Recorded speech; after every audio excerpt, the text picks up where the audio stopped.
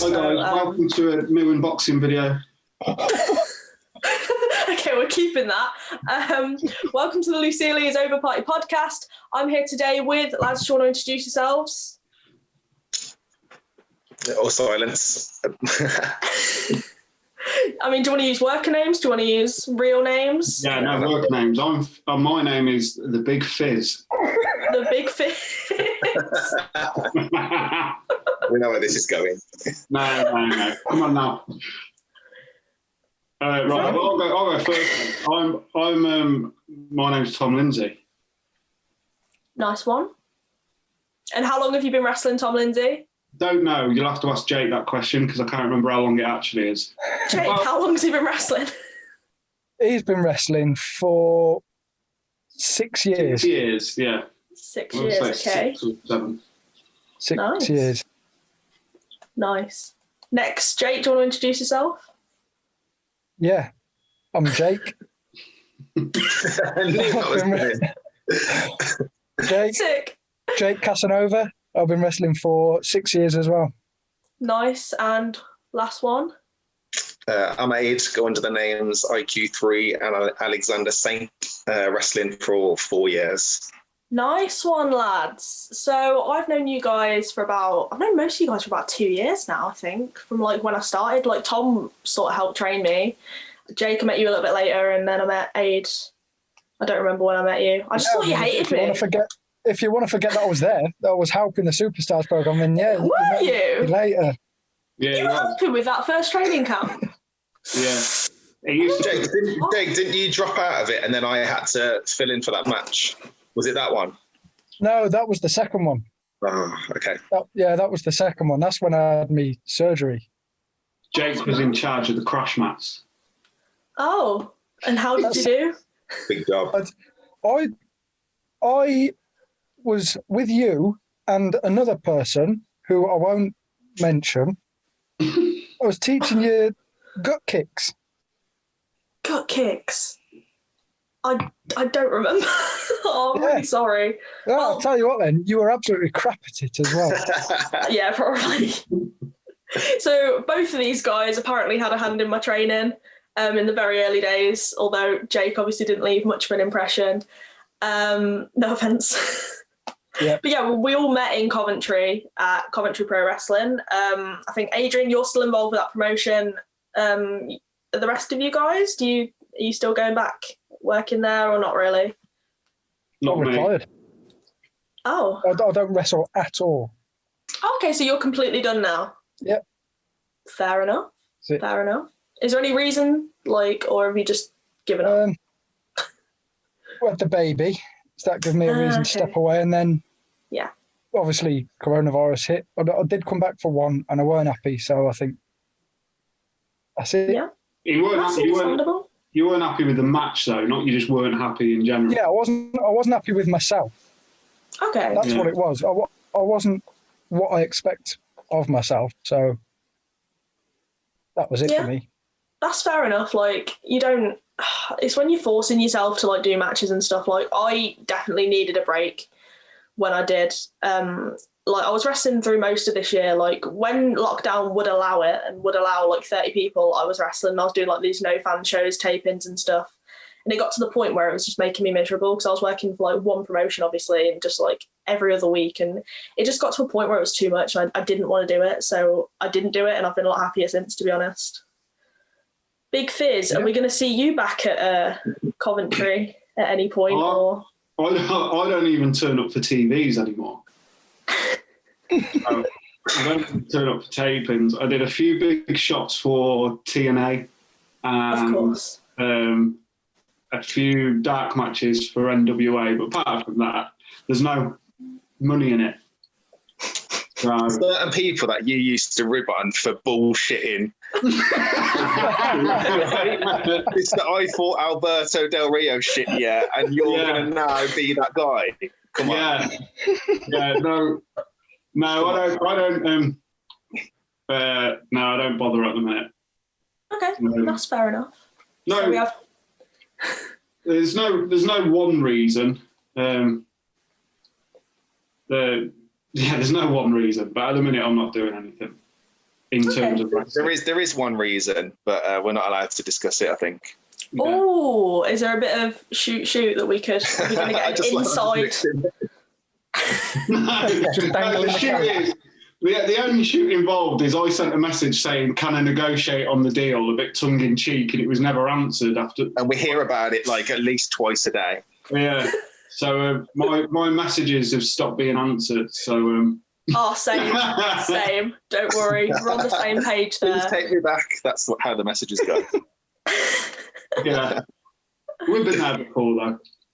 Yeah. Okay, that's understandable. Like I have now left the company as well. It wasn't a mutual decision, but it is what it is. I'm still going to be at Kamikaze, where Aid, you have debuted this year. Do you want to tell us a little bit about that? Yeah, can do. Like, I was training there probably 6 months or so before you came along, and then a couple of things sort of happened in between. I broke my nose in one of the training sessions as well when I was due to debut, so that kind of put it back as well. I like how you guys are laughing at that. Why are we laughing at that? Can you notice? Is that what it is? So, yeah, it's just been a long process to debut, and then finally debuted, got on a few shows, coronavirus hit, and then it's just been stalling again with just going down for the odd training sessions when we're allowed to. Yeah, it's been really frustrating because like we were allowed to come back for a little bit. Cammy was running again, and then they were like, "Yeah, okay, we're not going to be able to continue." And it's like, oh man. Like, luckily, I'm still training when I can, but that's only because I have access to a ring. So like, you know, it's one of them things, isn't it? Really. So basically, guys, what I want to talk to you about today, I want to get some of your impressions. I want to get your opinions, and I want them voiced basically on the podcast. I can do an impression of Nelson Mandela. Don't. Don't. Hey, Jake, let's not get cancelled out the gate. Yeah, I won't do it. Oh God, someone's going to tweet about this, aren't they, after they watch it, and I'm going to get cancelled completely. I'm not doing the impression. So. Okay. Lucy, is this show one? Huh? Have you done other shows, or is this your first one? Now this will be the first one that's going up, yeah. And it's down. You're going to edit it? Are you editing it before it goes up? It won't be me that's editing it. It'll be someone at TWM. I don't edit my own videos. Oh no, you can take this bit. I'll do the impression. You can take it out then. At least No. we've got the highest viewers for the first one. Yeah, we'll have loads of people talking about it. It won't be good, but you know, it won't be positive. High hopes for us. Thanks. So, what I want to hear about first is, what is your biggest pet peeve in professional wrestling? Not washing. I feel like hygiene is a big one. Yeah. Yeah, hygiene's massive. Ring gear, general people that you can tell just don't wash, and they're about to get in a ring with you, and you're thinking, like, how are we going to do this? Yeah. So, like, I actually bring Febreze to shows now just in case I'm working someone that smells, or if someone's got, like, smelly gear, I'll literally just say to them, like, yo, do you want some Febreze? Wait, you just spray yourself. You have that conversation with people and say, do you want some of this? Because the answer to that is going to be like, yes, because you're blatantly telling them that their gear smells. But I don't want to smell it, so I don't care. Like, I know that's quite rude, but, you know, I'm offering them Febreze, so it's not as if I'm just going up to them like, you stink. But, you know, I don't think it's a bad thing-ish. Well, if you don't take pride in yourself, then someone's going to say it, aren't they? Yeah, exactly. Like, me and Dan Evans were backstage at a show, and it smelled so bad in the locker room that we had to, like, hunt around the building for air freshener. Was that the last one I was at? It might have been. Like, there was a fan on, and because, like, there was so many, like, sweaty people there, the whole room was just smelling. There was no, like, ventilation or anything. It weren't that one, but the last one I was on, obviously you were there. Yeah. Me and Niall walked out and come back in 2 minutes later, and it absolutely honked. It was that room's awful. Oh, horrible. Yeah, it is not good. So we've got hygiene. What else are we thinking? Big Fizz? What's your biggest pet peeve in professional wrestling? I don't like, one thing that I've got an issue with is all the old, you know this old school, the shake everybody's hand multiple times, and there's a lot of the old school rules that I just think are ridiculous. And I guess in the day it was all to sort of protect the business and stuff, and I understand it to a certain degree. But when you're I think it only applies if you're either working for a big company or, an established promotion, or I think some of the more, I don't want to disrespect anybody, but the smaller promotions and, that backstage idea of shaking hands like we're all veterans and we've all been in the business for 30 plus years is a bit ridiculous for me. People, I mean, you know what I mean? People who have had like 4 or 5 minute matches acting like the headline WrestleManias and shaking hands and walking about like they know everything inside out. I don't know everything inside out. I didn't when I was there and I don't now. And I just think it's silly shaking hands, politicking at such a sort of low level. And I only say that because I politic my way to the top spot and I don't want anybody else to. That's why no one responded to your message. And who wanted to negotiate? It's why nobody respects me, and good on them. Thanks, Viz. Oof, what was the negotiation? Can you let us in and can you peel back the curtain? I wanted to say, this is God's honest truth, I wanted to say, yeah, I'll do it, but can it be my last match? And can we bill it as such? But the message, I think they thought I wanted something else. I think they possibly thought I either wanted to go over or, I don't know. I don't know what they thought, but they didn't reply, so it didn't happen. Well, it's fair enough, isn't it? Like, that would have been cool, but at the end of the day, I suppose it's not the worst thing in the world that it didn't happen. So what would your last match be? I don't know, what was it? It was some sort of triple threat with you, Jake. It was me, you and Dan Evans. That was it. Okay.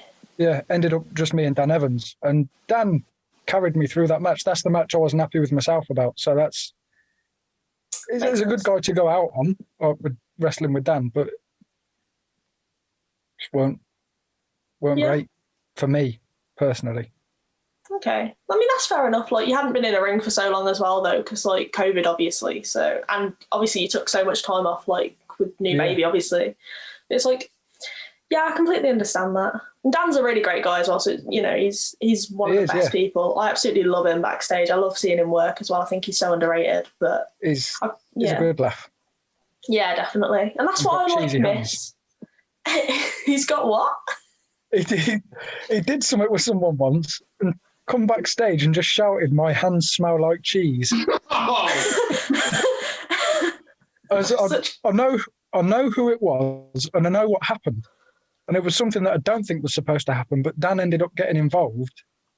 He just come back, just shouted, "My hands smell like cheese."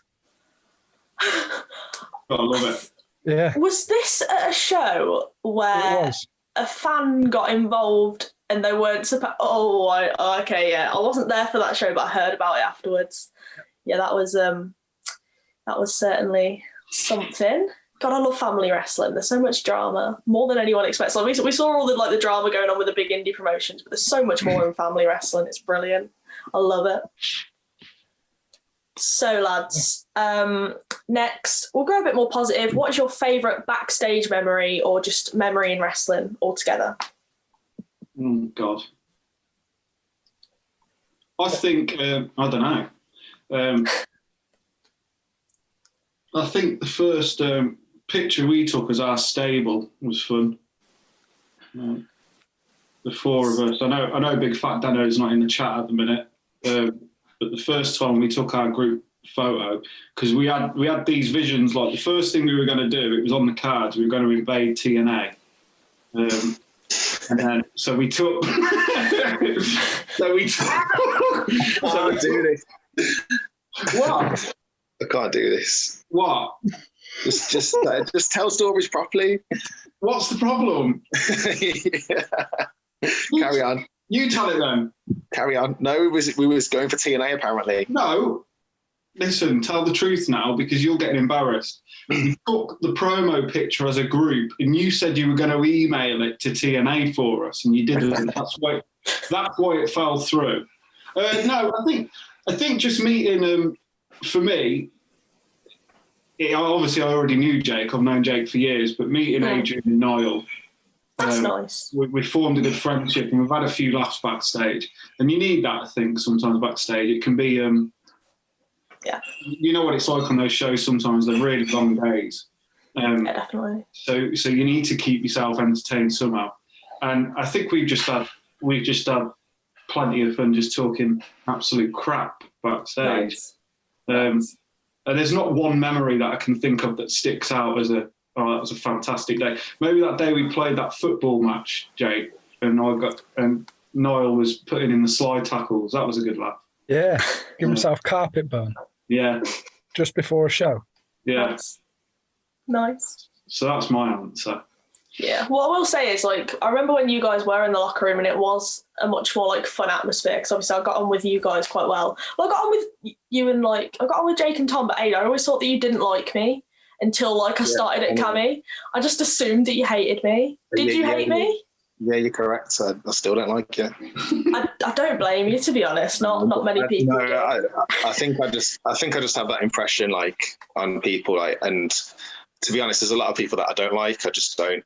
But I wouldn't say I don't like. I just don't really have time for, like, a lot of people. That's and I just keep my circle small. And I'll chat to people more one-on-one than be the guy to walk into a room like Fizz can and just sort of just say something and everyone can just piss themselves laughing and can just, you know, and just like talk to anyone. I'm not really like that. So I'll get to know people but I guess I give off that impression that I don't like people based on how I look, I guess, but it's not anything I mean. That's fair enough, man. That happens. Do you know what I think it is though? And there was a time there where the four of us were not considerably older, but we were older in terms of age than anybody else in that backstage area. So sometimes it's everybody else was having their own conversations about stuff that really we've not got no interest in or don't really care for, and they don't really care for what we want to sit and talk about. So you sort of gravitate to people as a result of that. And I think sometimes we may give the impression when we were stuck in our little corner together that we were a bit of that we were purposely being a bit of a clique and that but we weren't. We just didn't really want to get wrapped up in talking about TikTok and all the other stuff. That makes sense. I understand that, to be honest. Because, like, the locker room at that certain promotion, there was, like, 11-year-olds, like, on most of the cards, and, like most of the cards were, like, very, very young people. So I do understand that. Yeah, that's quite, like, nice that you guys all found each other and you still get on, even though, like, you aren't as involved with the wrestling business anymore. Sick, guys. And Niall fell out with us recently. Why? Oh, football, innit? Yeah. What did you say? Niall fell out with us. Yeah, he falls out with us. He falls out with us all the time, though. Bit of context. Niall is, like, the fourth person in this friendship group that I'm sort of filling in for today.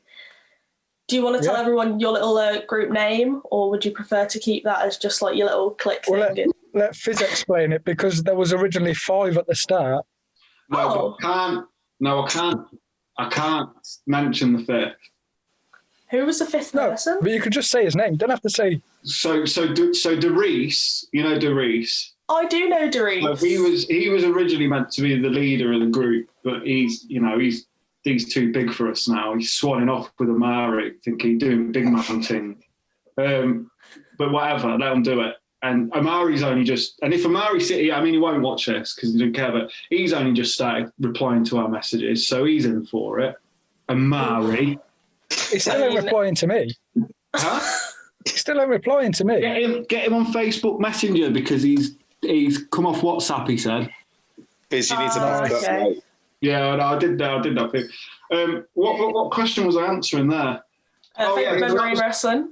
So then the group. So here's the context. Yeah. So Derice was meant to be the leader, but we needed a name for the group. Now, my dad sometimes calls people skins. So if he sees me, he'll go, "Oh, you see what those skins are doing over there?" So then I say, "Well, there's 4 of us." So originally there was 5. Derice was going to have a different name, so we'll be the 4 skins. And then obviously don't come out of that. But apparently there is an old punk band that we call the 4 Skins, but we just stuck with it because it sums us up. Definitely, I would agree to that. So actually, I saw Omari recently, and he was putting you guys over, saying how much he does miss you guys. Yeah, he would though, because he's a snake. Oh. That's too fake.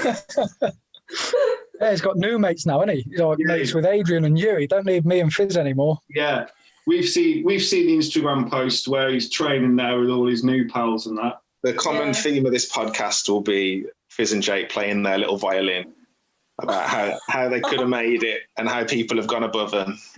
I have to put up with on a daily basis. Imagine it now. He's driving his buses and he's just thinking of you two. He's not got a second thought for me and Fizz anymore. He just plays Rizzle. He just plays Rizzle kicks on repeat, and he forgets about his friends that were there from the start. Yeah. My best memory of Omari is when, like, before I debuted on Cami and I was doing the music for one of the shows, and there was like rumble spots happening, and like Millie was there, a couple of others were there. And they were just getting involved in this rumble. Like, they weren't there particularly to do it. They weren't in ring gear. They were just joining in. And Omari was like, I want to get involved. And he was on top with the music with me. And I was like, I don't have your music. Like, I can't play anything. And the whole day he was just humming Elliot Jordan's Kanye West tune. So I played that for him to come out. He comes running down from the music, runs all the way around to the back to come out, runs past Elliot Jordan, who's thinking, what the fuck am I coming out again? And then comes out and debuts. Everybody just pops for it. He just like kicks the crap out of everyone. And it was just incredible. And the best part is whenever that song comes on at training now, he will literally go, oh, it's my theme song from that one Cami show. So he still remembers it, and he still remembers you. So that's amazing. That's great stuff. He remembers all you guys. We love Omari. Omari's the best. We love Omari. Yeah? Should this just become like the Omari praising podcast? Because I'm happy with that. Yeah? That's What's your favourite Omari match? Oh, never mind. Oh, my favourite Omari match is got to be him against Walter at Fight Club. Yeah. That's a really good match, actually. Yeah. My favourite Omari match was in CPW, and he wrestled Jake. And Omari had only ever been a face at CPW. And because I was out injured and I had nothing to do, they thought, well, we'll put Omari with Tom as his manager and we'll turn Omari heel. And Omari cannot be heel. Too bad. And standing ringside as he was trying to get people to boo him, and they were having none of it. So much fun. There's one bit I remember from that match. I don't even remember wrestling the match. I just remember afterwards, he's hit me with his finisher, and then you've come in the ring as well. Yeah. Why did you come in the ring? Because I was Omari's manager. He was the manager. Okay, fair enough. They were both in the ring, and I'm on my front selling, and then I just hear in Omari's little voice.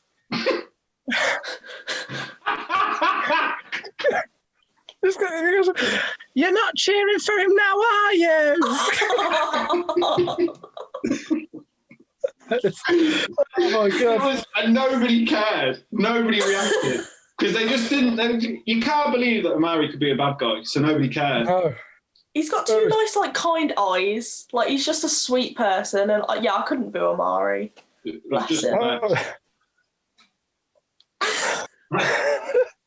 You okay, Jake? Yeah, I was just remembering that bit.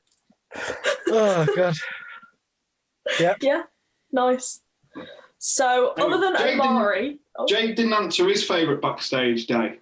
True. What are you thinking, Jake? What's your favourite backstage memory of wrestling? Probably. Did you ever meet Josh O'Neill? No. I have no idea who that is. He was there. I can't remember who it was. I think it might have been Fizz's brother who was wrestling at the time. Okay. I'm sure it was. Took Josh's joggers and just lobbed them on top of some floating lights that no one could get down. No, I threw them. Oh, was it you? Yeah, I threw them up at the banqueting suite. I threw them up onto the lights. He just went mental. And he wrestled the Beast that night. And God. Yes, I remember it now, yeah. In the match? Like in the ring, or did he get out? He rolled over to one side and threw up outside the ring. Man. He vomed up on the outside of the ring. So the next match had to be a bloody loser hits the Von match. Nice. But yeah, like Tom said, best things were probably meeting Adrian and Niall. Sick. And bollocks to everyone else. Yeah, fair enough. Do I still count as an honorary member of the Foreskins? Yeah, that's it. You fill in when one of us is absent, don't you? So I literally do. Like, who did I replace in that photo? Me. Was it Adrian? Hey. Oh, wasn't it you? Me. Yeah, I wasn't sure who was Been there. in every photo. Nice. Sorry, Jake. I've sort of fine. replaced you. And me and Yeah, Tom that's did a fine. Rumble spot together. So, like, we are like, yeah, I am basically in the group. Cheers, guys. yeah. So, other than Omari, what do you guys think is going to help rebuild the Brit Rest scene? Because COVID has sort of killed it. Speaking out has literally flushed out so many people, rightfully so. But what do you guys think is going to help bring it back from the dead, basically? Has anybody got an answer before me? Nope. No, okay. I think for some of these promotions that have either been directly affected by speaking out or just had to stop because of COVID, but mainly the speaking out movement is, for me, the important thing would be not to just rush back. So as soon as restrictions are lifted and people can go to shows, don't just think that you have to book a show straight away, because I think there's still a lot, and this has been proven by what's happened with somebody on the local scene recently. There's still people out there who need to be flushed out.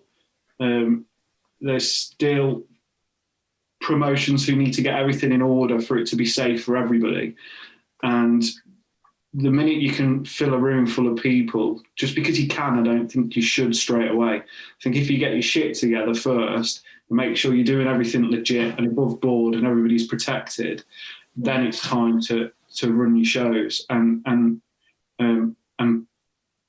get the right people for your shows. So that, I don't think you're going to really get an effective change until that happens. We've got an opportunity now to get everything right, get the right people in the right positions, get everybody to have the relevant checks, get all the trainers to be experienced and have the right checks. It's no good somebody, I think I've always been that way with trainers as well. You've got to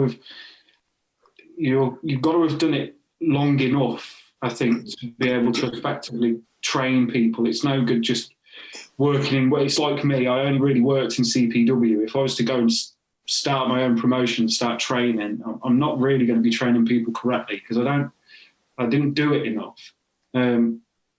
So I think the break that we've had is a good chance to sort of reset and get everything in order. And I just think the key is not to rush back. Yeah, I completely agree, because there's people already setting up shows and stuff and marking their yearly calendars, not knowing what's going to happen with COVID, not having any safeguarding in place, and the rush ready to just get straight back to wrestling. I don't think it's needed as much, because we're all still just sort of in this weird limbo of not being able to wrestle but wanting to wrestle but not really wanting to wrestle, because a lot of people aren't going to come back, and a lot of people have retired over this lockdown and stuff, and it is going to be a very different scene to go back to. But I completely agree with the rushing back thing, because I've seen that so much recently. It's crazy. I've only taken a very small amount of bookings for next year anyway, and that's for places that I definitely trust. I'd go back to Kamikaze straight away, Southwest, places like that I know are going to be safe. I'm happy to go back to, but everywhere else I am going to be a little bit more unsure, and I do want to get some checks in. Lads, what else are you thinking? I feel like it's difficult for people starting that to come into the company now as well, but it's a good thing that this has happened, because they can kind of realise what safety measures they need to put in themselves. I came in when I was 28, and I thought I knew, I'm a quite grounded person and kind of had my wits about me and stuff. But I think I was so naive when I came in, despite feeling like I have that ability, to the people that were training me, the promotions that were about, the companies that were trying to book you on a promise of whatever it might be or whatever spots, but you kind of have to make a big jump or a big leap and do loads of stuff for them first, which some of it is understandable. And we do, like, as a new wrestler, you do need to pay your dues and stuff. So I'm not talking about that side of it. And it took me a while to realize that this is not the way that wrestling companies should train people, that they should be run, this, that, and the other. But I still had the fear of like speaking about that kind of stuff for people turning around to me and saying, well, let's not book this guy. He's just going to be trouble, or he's just going to create problems and stuff. So you try and like gravitate around sort of like-minded people and stuff. So, but I think the professionalism, the professional side of it just needs to be done like any other sport. And it's what, you know, people at the top have been saying, but it's just about how we actually do that. I think the problem is we're going to come back and, like Fizz said, those companies are going to start booking people and they're going to just continue as normal. And the shows are going to be run exactly the same and nothing's going to change. And I think that's my biggest fear about this whole thing. Like you're okay, we're okay, because we can look at those shows and say, well, we're not going to go to them. But some people are, and they're going to continue down that same journey that other people have. And I don't know what the solution is to try and stop that from happening. Yeah, I completely agree. Like, it's difficult because not everyone's on the same wavelengths with it. There's some people that are like, oh yeah, let's just forget about speaking out, it's happened. You know, there's some people that just want to forget about all the COVID restrictions and just run a wrestling show. Like, there's so many different elements that people are just like, oh, we can forget about that because we want to wrestle. Like, everyone on some level wants wrestling back, like, to normal. But it's, it is a safety aspect of it, and rebuilding is going to be difficult. And I do feel for like new workers, like especially with the most recent thing that's happened, a local worker tried to set up his own promotion and then just completely took everyone in with it, booked half the Brit Rest scene, and then literally got outed for a numerous amount of things, some very, very serious things that are now police matter. And it gives you like very little hope, especially if you're like just starting out. It's so crazy, like everything that's happening at the minute. And yeah. And can I just say as a little side bit on what I'd said, I haven't got an issue as such with promotions running, because I know CPW are, where some of us worked, some of us didn't. I've got no issue with them doing shows in front of no fans and filming. Yeah. That's not what my gripe is. What I mean is, don't just think the minute you can open the doors to the public that everybody should be putting on a show every weekend and trying to recoup whatever losses you've got. Because the whole idea with all of it, not just COVID, but with speaking out, is that we come back safer than we were before, and a better environment for everybody. And to sort of echo some of what Adrian said as well, there has to be some of it's the old guard, that have sort of been the gatekeepers of the Brit Rest scene for so long. Some of it then is younger people who may have come in under them, who have continued those traditions. Some of them are just too old school and they're bollocks now. And there's always been a big...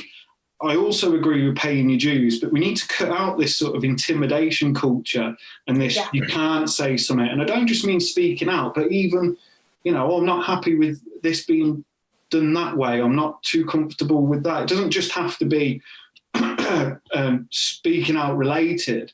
Yeah. But for all of us, we've all had moments where it's like, oh shit, I feel like I can't say anything, or oh, I better not say anything because I might not get booked next time, or and that shit just needs to go, because because you'll never have an effective change unless you get rid of that, because it'll just continue. And these people who are getting outed, and rightly so, we know there are others out there, and if they're not already in Brit Rest, if things don't change, they will be at some point. And it's trying to stop that before we have to go through all that shit again. Yeah. I just want to pick up when you said, when wrestling gets back to normal, it's like what was normal before lockdown isn't normal now. Like I say, when with you and Millie and the speaking out movement, that was seemingly normal. But it can't go back to normal. It has to start again, I think. This is the start of wrestling again, and that's what needed to happen. Whether it was because of coronavirus that it shut down and everyone started talking about it because, you know, you weren't in the room with everyone then. You had the space from everyone, you could start talking about it. But it's what's needed to happen for so many years, and now it is happening.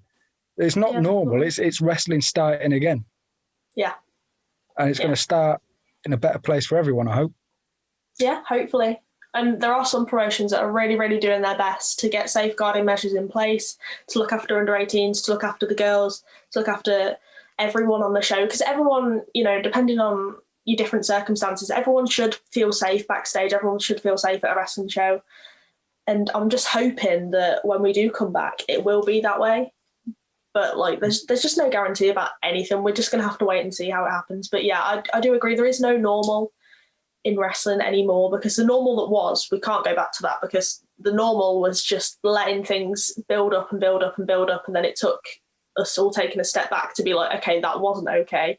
Now let's talk about it. And now I've just got to figure out a way to come back and make sure that everyone is welcome and everyone is safe. That's going to be like my main concern, definitely. Yeah. Thank you all so much for coming on today, guys. I'm not sure when this will be going up, so does anyone want to plug their social medias or plug anything? Me and Jake.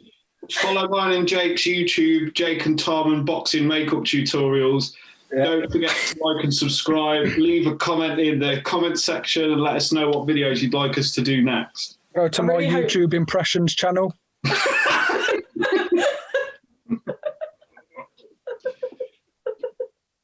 Adrian's bringing out a range of like nose moisturiser to try and help if you brock your nose and you still look gonk as a result.